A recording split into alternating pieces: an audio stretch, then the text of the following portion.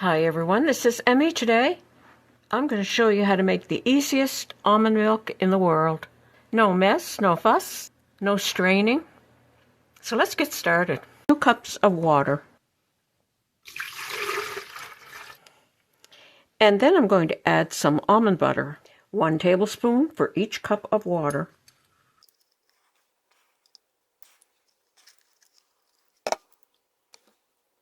Pure maple syrup.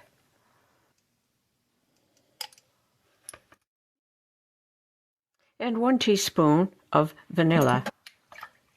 And blend for about 1 minute.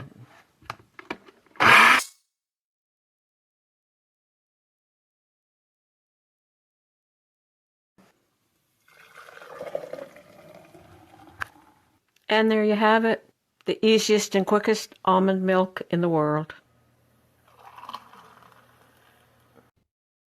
If you haven't used it all up in a day, it may settle at the bottom.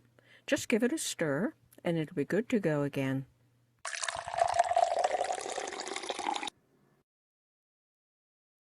If you like this video, please click like, as it helps in the YouTube algorithm.